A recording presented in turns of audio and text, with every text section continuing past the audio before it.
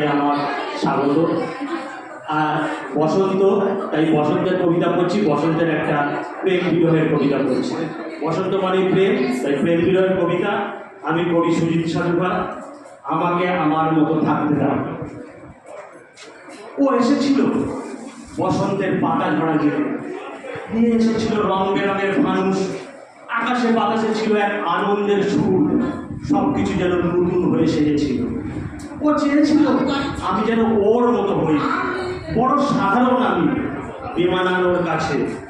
তাই বললাম আমাকে আমার মতো থাকতে দাও, সবকিছু যেন পুরানো হয়ে গিয়েছে। ওর হাতে হাত নাইবা রাখলাম, নাইবা শুনলাম কোনো বিষাদ পিঠোভেনের সুর। আমার স্বপ্নটা আস্তে আস্তে ফুটছে, ওই জাহাজ মাসদুর হচ্ছে ছাড়খান। আজ বছর 10 পর এক দীর্ঘশ্বাসে বলি, ওর পারফিউমের গন্ধকে ছিঁড়ে নিতে পারি, তবুও চিনব না সব পেলে নষ্ট জীবন। ও আর আমার স্বপ্ন স্মৃতিটুকুই থাক।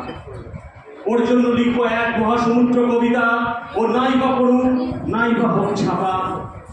আমার কবিতা আমি আছি আধারে, বড় একঘেয়ে হলেও আজ উঠবে না ঝড়।